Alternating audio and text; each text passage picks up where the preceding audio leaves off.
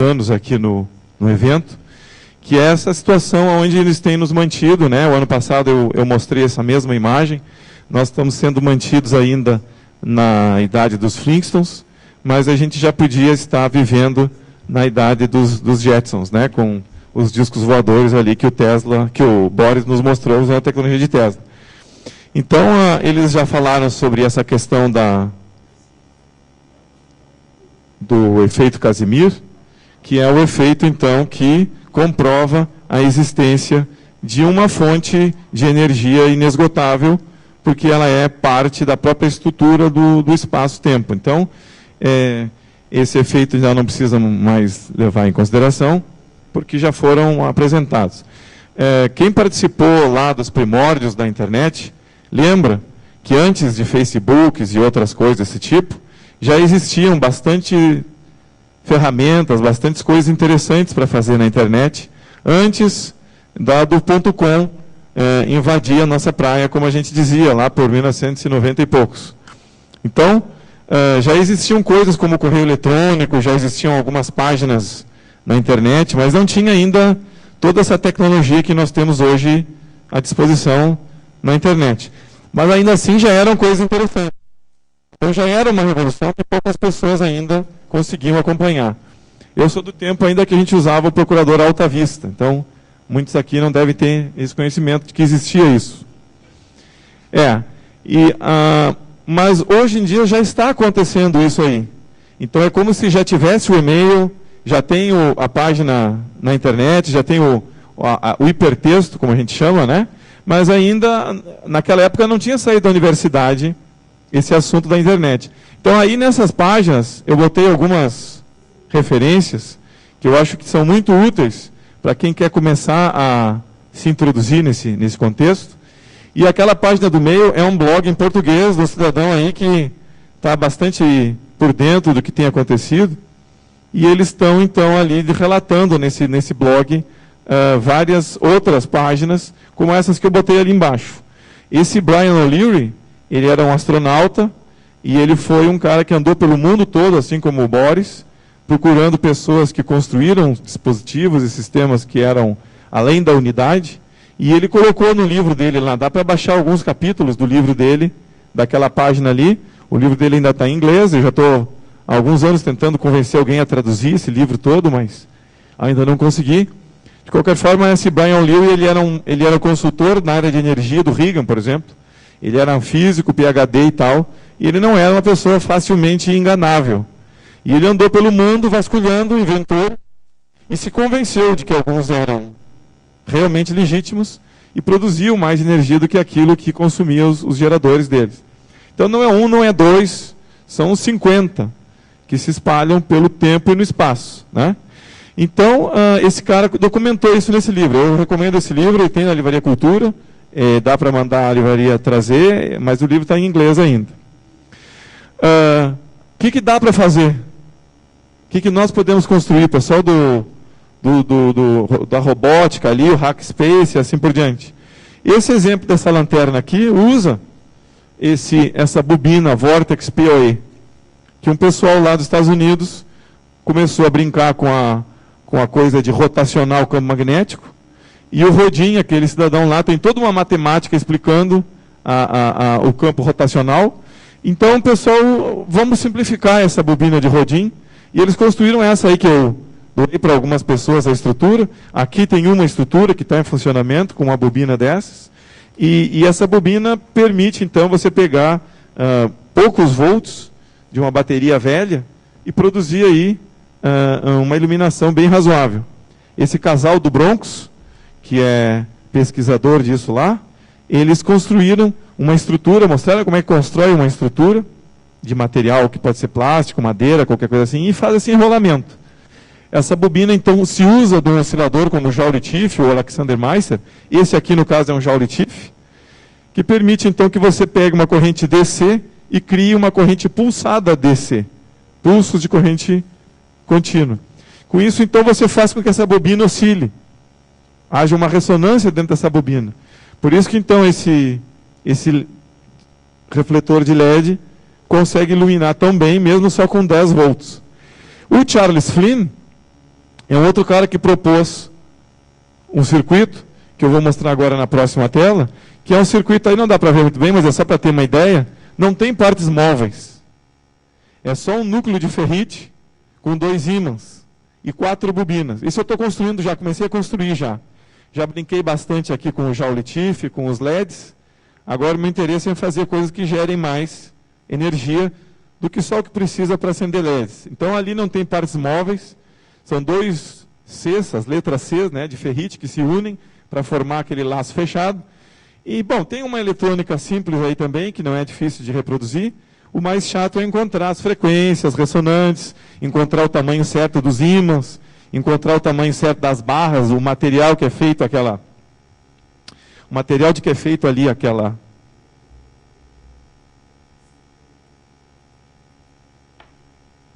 Esse material aqui, então, é melhor que ele seja bom condutor do campo magnético. Então tem uma letra C aqui e uma letra C aqui que se unem aqui, de modo que, então, essas 2 bobinas fazem com que o ímã, gerando esse campo magnético para cá e gerando esse campo magnético para cá, com essas 2 bobinas eu posso fazer todo o polo norte vir para um lado, ou todo o polo norte vir para o sul, ou para o outro, para a esquerda ou para a direita. Isso faz com que o fluxo magnético varie aqui e aqui, o que gera a potência elétrica que nós queremos. Então, eu estou mais interessado ultimamente, no ano passado eu mostrei a roda de bicicleta, talvez alguém tenha visto aquilo girando aqui e tal, que é uma coisa móvel, e dá para ver o que está acontecendo, é mais fácil de monitorar e de trocar os parâmetros. No caso disso aqui, tem que usar um osciloscópio, alguma coisa assim, alguns medidores para conseguir ver o que está acontecendo, porque não tem partes móveis. Mas aí não tem lubrificação, né, não tem desgaste, não tem rolamento e assim por diante. E tem um alemão que reproduziu isso e ele carrega baterias. Com uma pilha AA, ele carrega montes de baterias de 12 volts. É difícil entender o vídeo dele que está em alemão, mas nós estamos tentando já reproduzir essa tecnologia, que é algo que eu acredito seja na linha do captor, que falaram antes, que não tem partes móveis, que usa bobinas, que usa núcleos de ferrite ou de ferro doce, assim por diante. A ideia é que a gente não tenha partes móveis e aumente a energia que dá. E no caso desse, ele é alto. Existe uma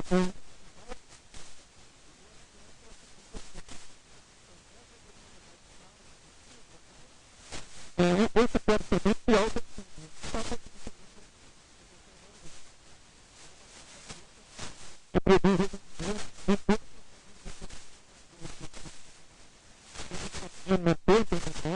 Isso vai funcionar sem nenhum tipo de parte móvel, desgaste, calor e assim por diante. Então, o modelo atual de gestão da energia é esse modelo onde se acumulam coisas, né? Se acumula água, petróleo, gás, prende alguma coisa, e aí a gente vai mandando a conta. Vai mandando a conta de água, de luz. A gente não deixa a energia assim como os banqueiros fazem também com outros recursos. Mas a nossa proposta na revolução energética é que hajam fluxos, haja ressonância, que a energia seja livre. Ela entra por... A gente tem...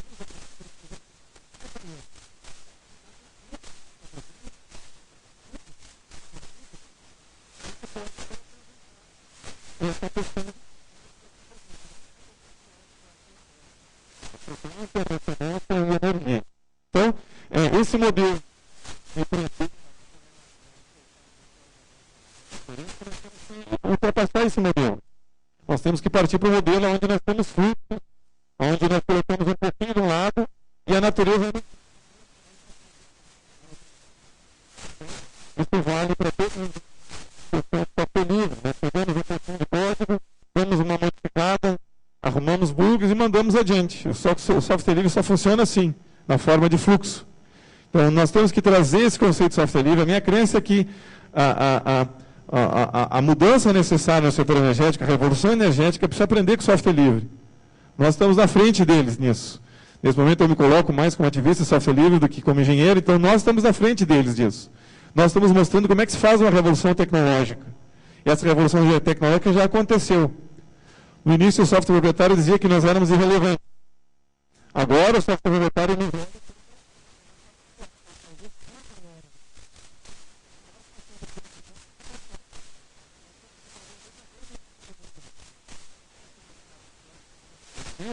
Tem que sair da irrelevância, do ridículo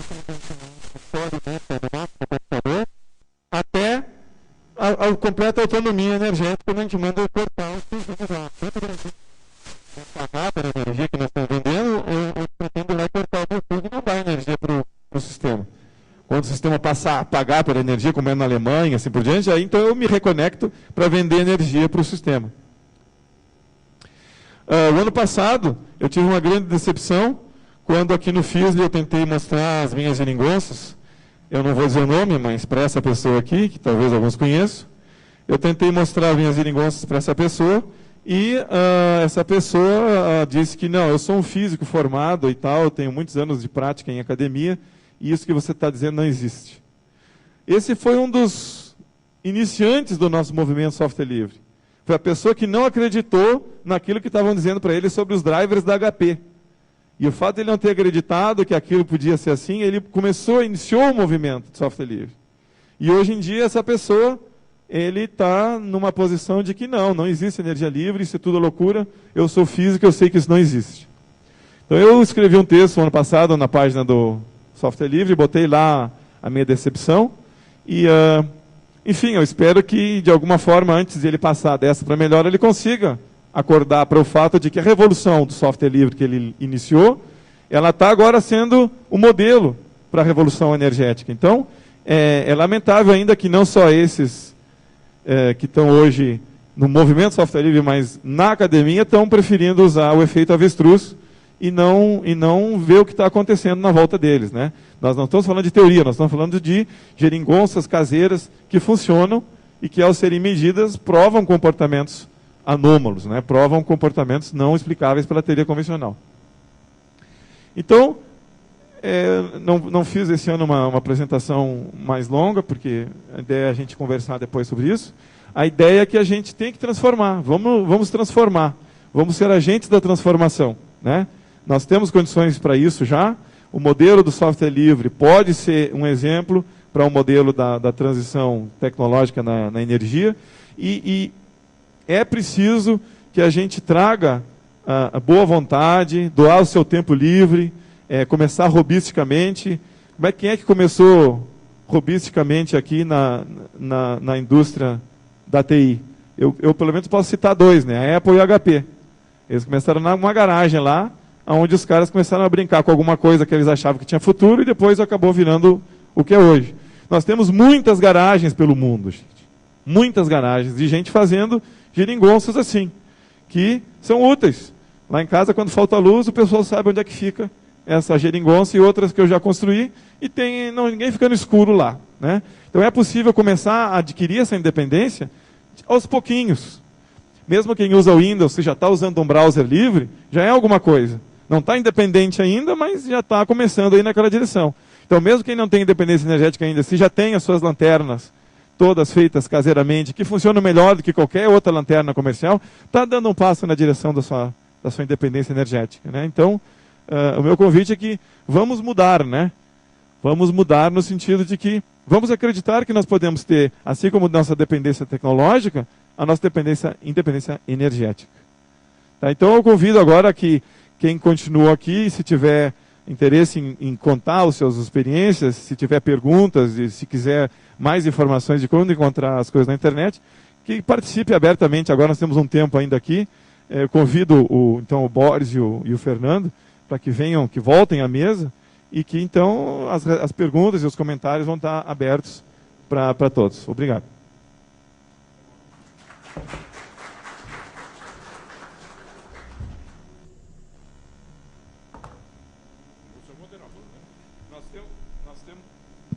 Nós temos ainda uma meia hora, 40 minutos. Então, dá tempo para bastante interação sem pressa. Eu acho que podemos usar esse microfone móvel aqui para dar para aqueles que querem.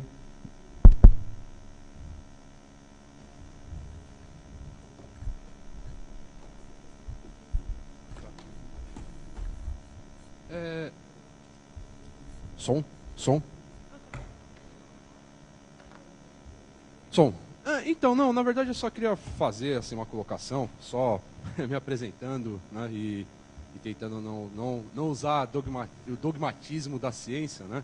Eu tenho uma formação, tenho uma formação de física, e na verdade essa questão, né, desse oscilador, né, o Joule-Tiff, né, a gente até, é um circuito que a gente dá um nome, que é um oscilador por bloqueio, né, não há, a ciência atual, ela tem uma explicação, né? Eu inclusive uso muito o Joule-Tiff, né, para dialogar com os meus alunos a questão das grandezas elétricas, né? A questão da corrente, da tensão, e que, na verdade, essas coisas você pode ir manipulando, mas que, essencialmente, a energia... Na verdade, essencialmente, não. A energia que você tem na entrada é a mesma energia que você vai ter no final, né? Você não criou energia. Né? Talvez um dos grandes dogmas, né, da ciência, e aí, efetivamente, é um dogma da física, né, seja... E a física, ela se constitui a partir disso...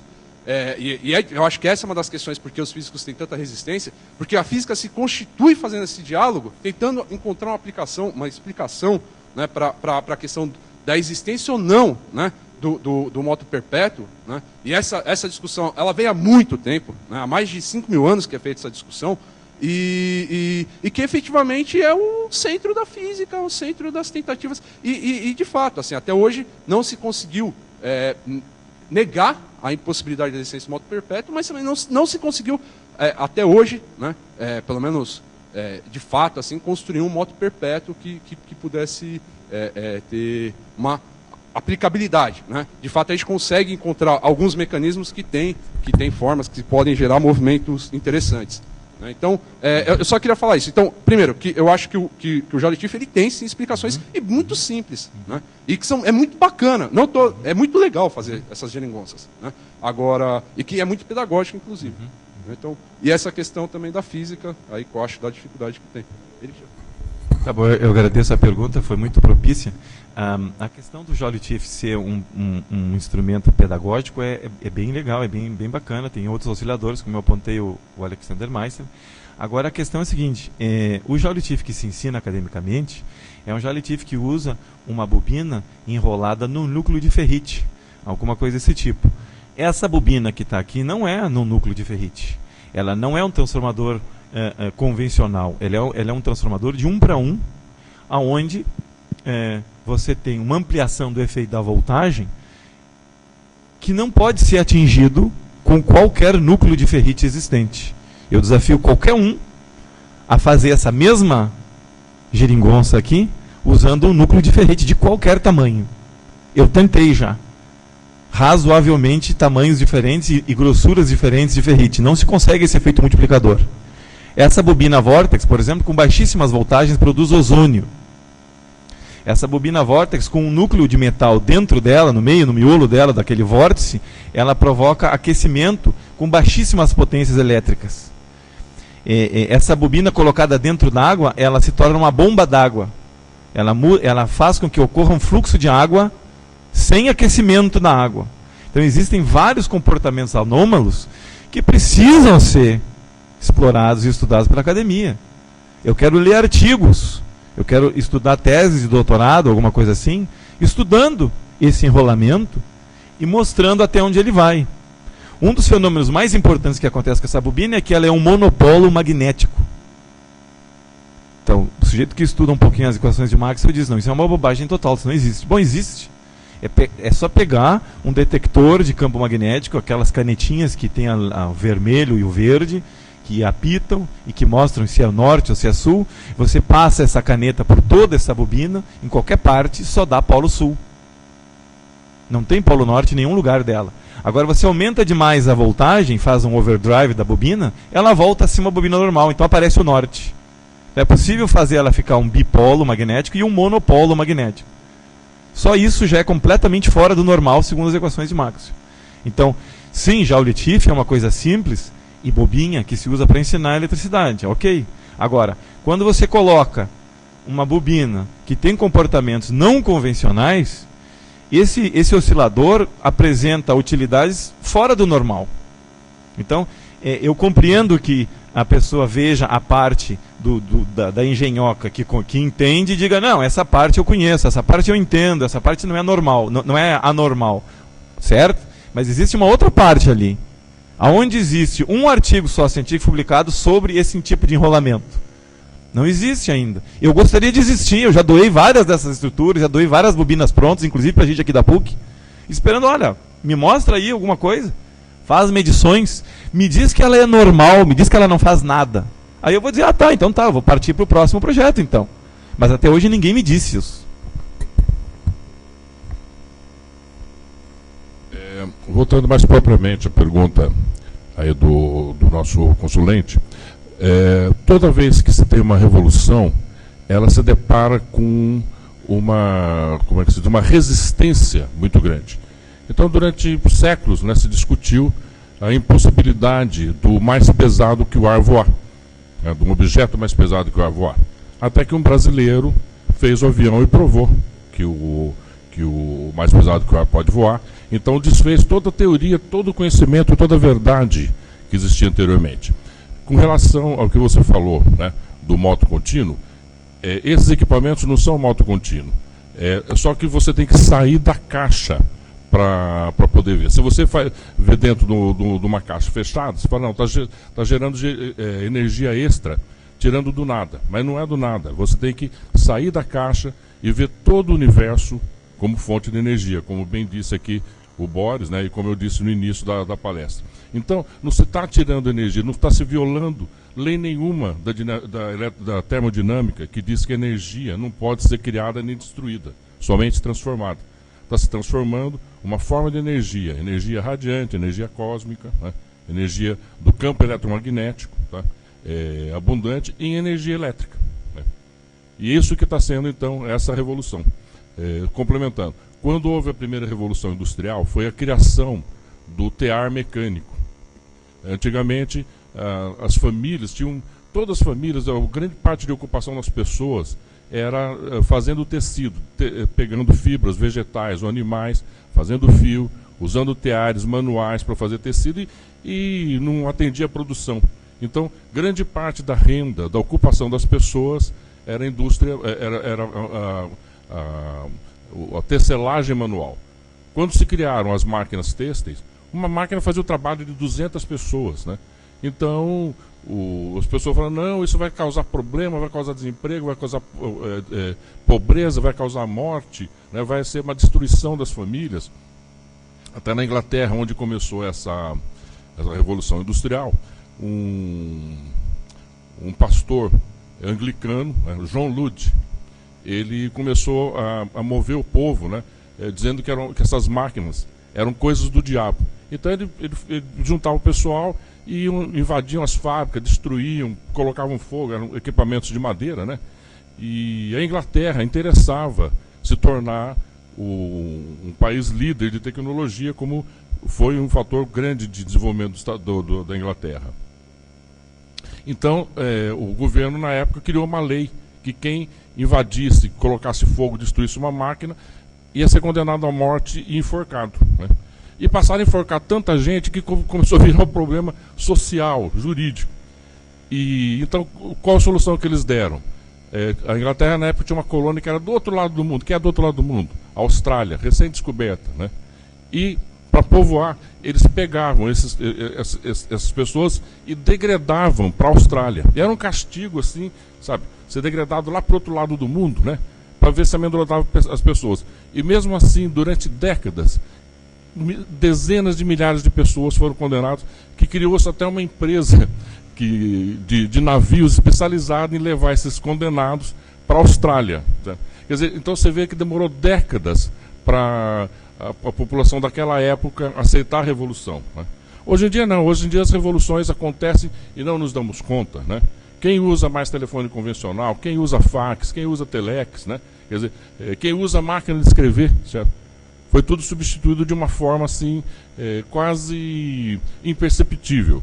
Já a mudança energética, não, essa vai abalar profundamente. Vai ser a maior revolução que a sociedade vai, que a humanidade vai ver. Né? Mais alguma dúvida aí? Ficou esclarecido ou você tem mais alguma questão? Ótimo.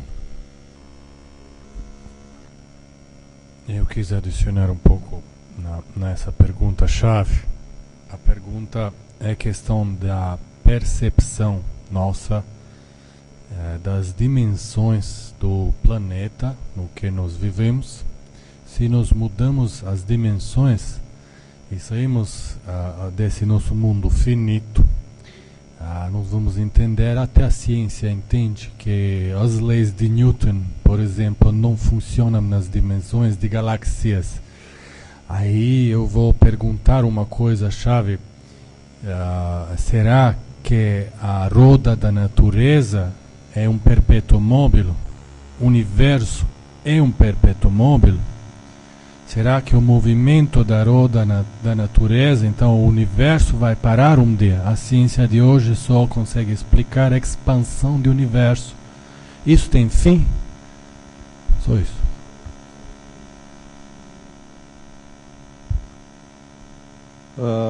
Boa tarde.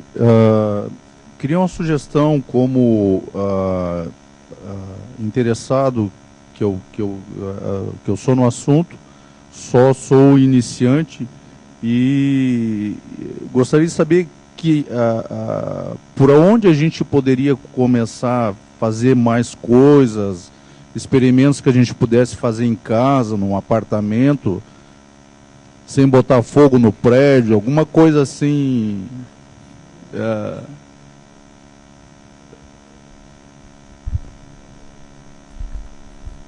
Bom, eu tenho que cuidar do que eu vou falar aqui, porque eu já explodi algumas coisas, já queimei outras, então eu não sou parâmetro, não façam como eu faço, tá? Eu vou tentar levar vocês para o lado seguro da coisa. Uma das coisas fáceis de fazer em casa é um bedine. Construir um bedine é uma roda qualquer, não precisa nem ser de bicicleta. Você pode fazer ele bem sintonizado. Com uma bateria, você carrega 3, 4, 5 baterias iguais. O que adianta ter baterias em casa carregadas? Bom, depende. Tem que ter um inversor, daí, por exemplo, se quiser ligar a TV ou computador, né? Enfim. Mas pode ligar uns LEDs de 12 volts, fazer várias lanternas, enfim. É uma coisa útil. Pelo menos para a pessoa sair da inércia, da parada total, 0 km por hora, e partir para 10 km por hora, né? Então, fazer alguma coisa simples que envolva ímãs. Pode machucar? Pode. Mesmo isso pode. O ímã pode sair voando da roda e se espatifar em algum lugar. Eu quebrei 2 ímãs que saíram voando, até que eu aprendi que eu tenho que passar uma boa fita na roda para prender os ímãs. Se eles se desprenderem da roda, eles ficam presos na fita e assim por diante. Então sempre dá para se machucar. Quem gosta de brincar com coisas, se você for ver meus dedos aqui, sempre machucado. Mas não importa. O importante é a pessoa botar a mão na massa, né? De teoria nós já estamos cheios. Eu acredito que quem mexe em software livre justamente tem acesso ao código para parar com teorias e começar com práticas. Então, uma sugestão inicial, simples, que não é tão barata, porque tu vai começar a comprar imã, comprar uma roda, começa a gastar uma grana. E a segunda sugestão, também simples, é construir um pequeno eletrolisador para produzir o gás hidróxido, que pode ser feito de maneira muito barata também. Tem gente que usa comedor de cachorro, aqueles que é de inox, empilha eles e põe dentro de um aquário, de um balde com água, enfim, dá para fazer bem simples, bem barato. Produz esse gás e vê que esse gás é diferente do normal. Ele enche o balão e o balão sobe, por exemplo. Se explodir o balão, façam de bem longe isso, porque é uma explosão muito grande. E aí, bom, tem um pequeno gerador a gasolina em casa de gerar eletricidade. Pega esse gás e joga na entrada de ar desse gerador a gasolina e vê o que acontece, né? Escuta o motor, muda o ponto do motor. Então, são 2 experimentos que eu posso pessoalmente dar muitas dicas, porque já faz alguns anos que eu mexo nisso. É prático já. E tem comportamentos anômalos, né? Se for medir com rigor e com cuidado o que está acontecendo, a pessoa fica intrigada. Tem algo acontecendo aqui. Não produz quilowatts e quilowatts, que nem o captor, nem nada disso, né? Mas a pessoa começa a se convencer. Bom, vamos começar a expandir os nossos horizontes, né? O Santos Dumont fez uma coisa simplória voar, mas nos modelos atuais, né? Naquela época era uma coisa estratosférica. Então só precisa uma pequena prova de conceito para a pessoa começar a se convencer. E daqui a pouco a pessoa tem mais poder de aquisitivo, mais tempo, pode então aí expandir isso propor para algum aluno fazer um trabalho de conclusão, uma tese, alguma coisa assim, e aí então aparece mais tempo, mais dinheiro, e aí o cara pode fazer uma coisa mais abrangente. Mas o fato é que existem milhares. Uma daquelas páginas que eu citei lá, uma página do Patrick Kelly, que é um cara na Inglaterra, que tem megas lá de arquivos PDF, mostrando, e eles já traduziram para o espanhol, para o francês, para o chinês. Não são traduções boas, são automáticas, mas são traduções. E tem lá então um experimento simples, que dá para começar fazendo com o que tiver na garagem, assim. Então, tem bastante coisa para fazer. Eu sugiro, para começar em eletricidade, o Bedini, e sugiro o hidróxido como uma maneira de fazer algo também que não seja tão elétrico.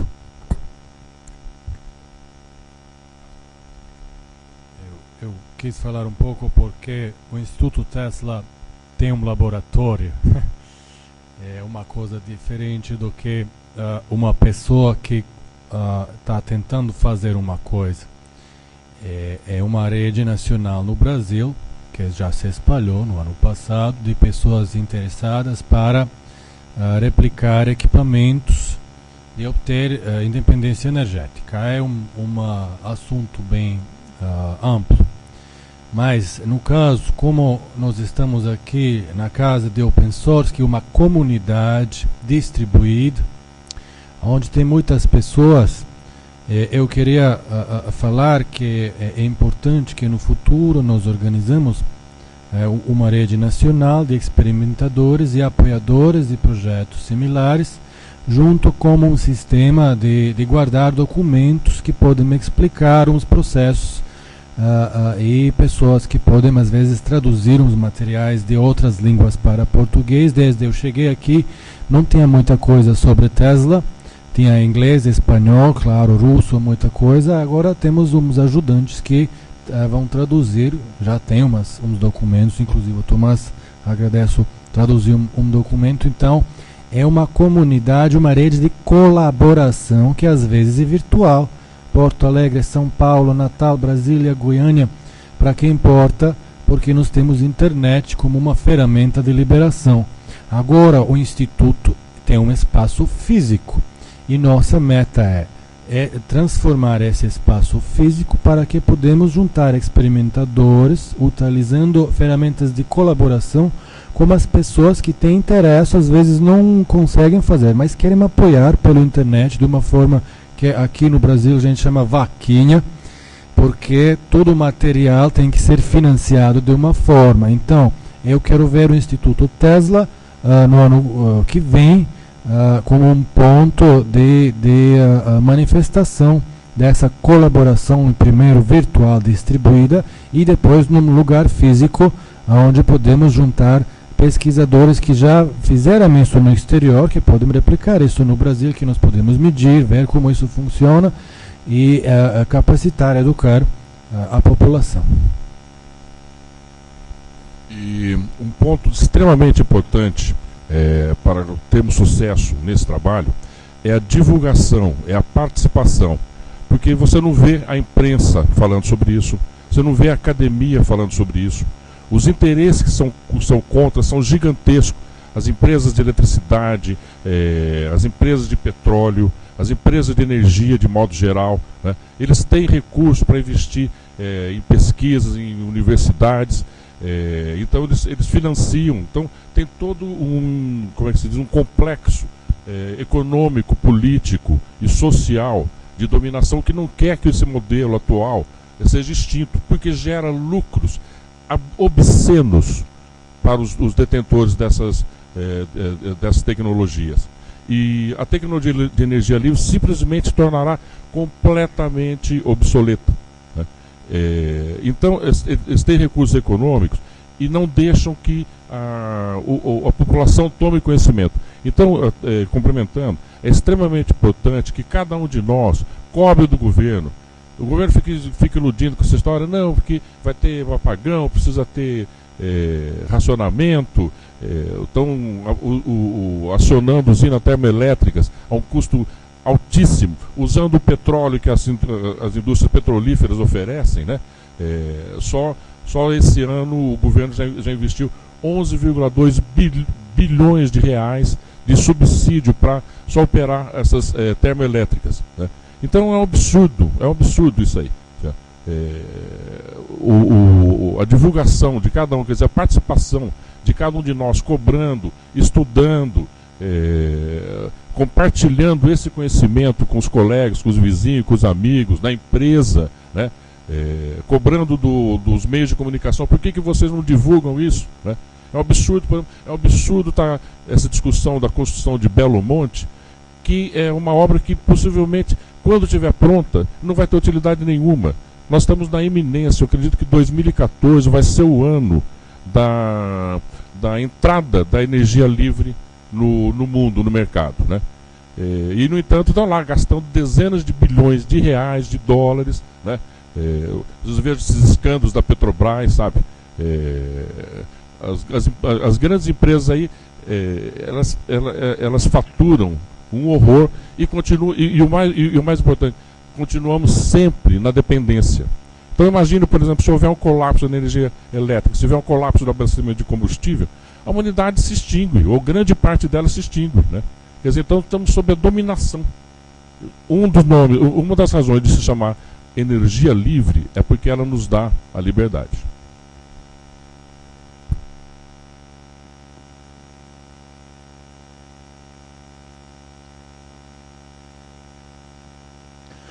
Boa tarde. Eu me chamo Kainan, eu sou adorador do software livre e há mais ou menos uma hora atrás, através dessa última palestra, eu me tornei uma pessoa mais feliz. Muito mais feliz. Eu gostaria muito de fazer parte do grupo e até hoje, até pouco tempo atrás, eu sempre escutei falarem de que free energy, ou energia livre, era tudo uma mentira. Eu sempre discordei, mas nunca obtive fontes concretas para conseguir executar um projeto. Desde pequeno eu sempre fui aquela criança que não tem medo de tomar choque. Mas eu sei do risco que existe em tu enfiar o dedo na tomada, é claro. Então,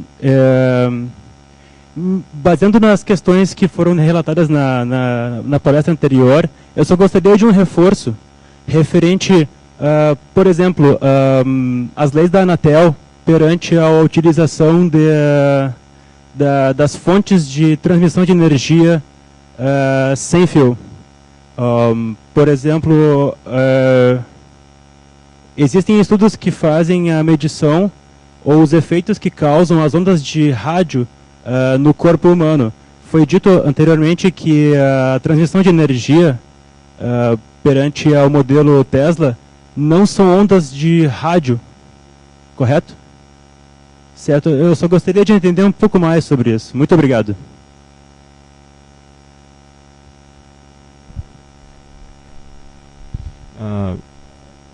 RF mata. Não é ionizante, mas causa câncer. Então, a frequência que usaram para definir a rede de celular, por exemplo, ou Bluetooth, é uma frequência que parece que foi escolhida a dedo para ser o mais prejudicial possível para o corpo humano. Tem experimentos mostrando plantas colocadas a distâncias diferentes de APs, e as plantas próximas dos APs não crescem. E experimentos com ovos sendo incubados, isso desde a década de 40, 50. Então, RF, como nós conhecemos hoje, é muito prejudicial. Na minha casa não tem AP, meus filhos usam celulares quase que só para mandar mensagem, mesmo assim longe do corpo, então RF é prejudicial sim. Tesla e outros, Raymond Riff, mostravam que com as frequências certas, o eletromagnetismo é benéfico, é terapêutico, é curativo. Então, a mesma coisa que é tremendamente cancerígeno pode ser tremendamente curativo. Como aplica e que frequências e tal, isso ainda precisa ser visto. Eu não sou conhecedor desse assunto. Eu sei que existem tabelas de frequências para tuberculose, para malária, para diversos tipos de doenças infecciosas, que podem eliminar o problema. O Raymond Riff fazia essas pesquisas e ele listou essas frequências. De frequências comuns, de radiação de RF transversal. Longitudinal, eu não sei exatamente como é que faz para ser terapêutico, mas eu suponho que não seja tão prejudicial quanto transversal.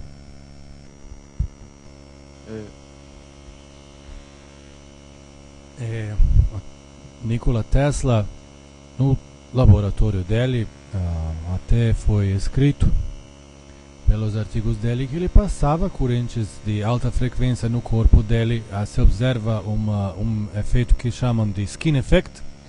Quando as correntes de alta frequência penetram no corpo, ficam então no pele, não penetram nos órgãos internos, então não mata a gente. A corrente alternada também, versão de Tesla, por causa da utilização de frequência de 60 Hz ou 50 Hz, depende do país, entra nos órgãos internos, queima tecido, então mata as pessoas. É a primeira coisa que podemos distinguir aqui, que é também os equipamentos de Tesla geram pelas descargas no ar, até o corona, geram ozônio. O ozônio nas quantidades grandes, ele pode ser um problema na saúde de pessoas, dá para dar um vertigo, às vezes as pessoas podem vomitar, mas em pequenas quantidades o ozônio é utilizado para higienizar bactérias, várias matérias orgânicas, inclusive de desinfecção da água. Então, as frequências de hoje de Wi-Fi, por exemplo, são em gigahertz. Quem conhece um pouco de física, ele sabe quando a frequência está grande, o comprimento de onda está pequeno e vice-versa. Se a frequência está pequena, o comprimento de onda está grande. Então, se Deus é infinito, pelo que eu entendo, ele é uma onda grande, um comprimento de onda grande. E isso pode ser explicado numa pesquisa de consciência de frequências nos quais o cérebro funciona. O cérebro do ser humano funciona na frequências de 4 até 60 Hz, depende do estado de alteração da ansiedade. A pessoa na cidade, como está numa temporada de correr atrás de sobreviver, não se baixa muito nessas frequências, que são propriedades de estado meditativo de gurus, que são tão calmos e fixos que eles viram infinitos, então assim, permanente perto de Deus. Então, para entender o universo, vou fazer de novo, está escrito naquelas camisetas, Tesla falou, tem que entender os termos de energia, vibração e frequência. Tudo está essas três esses três fatos. Concluindo então aqui, Tesla, quando começou a estudar a transmissão de energia, ele supunha que precisava ter um transmissor transmitindo energia para ser captada nos locais onde era necessária energia, quer dizer, a transmissão sem fio, né? Construiu a torre de Wardenclyffe, foi mostrado diversas vezes, mas depois ele chegou à conclusão de que não era necessário, porque ele descobriu o que ele chama energia radiante, essa energia que irradia permanentemente em todo o universo. Então a própria torre de Wardenclyffe foi transformada numa torre captora dessa energia. E esses dispositivos de energia livre, eles não dependem de uma energia transmitida de um lugar para outro. Eles captam a energia que já existe, a energia do vácuo, a energia do ponto zero. Essas formas de energia que foram demonstradas aí pelo efeito Kashmir, né, ou Casimir. Né? E então não há esse risco dos equipamentos de energia livre gerarem frequências prejudiciais à saúde. Um ponto que não deu para explorar, muito ao contrário, geram campos magnéticos e geram campos energéticos que promovem o restabelecimento da saúde do corpo do ser humano, não só do ser humano, das plantas, dos animais, né, pela harmonização das frequências. Tá? Então, pode ficar despreocupado que não tem esse risco. E quero aqui, em nome do Boris, convidá-lo a fazer parte aqui do Instituto Nikola Tesla, né, onde você então vai estar atuando mais participativamente. E a todos aqui que tiveram boa vontade de nos acompanhar aqui a esse momento, né? Agradeço aqui em nome do Thomas, em nome do Boris, a atenção dada por vocês aí, nos sentimos bastante honrados. Obrigado.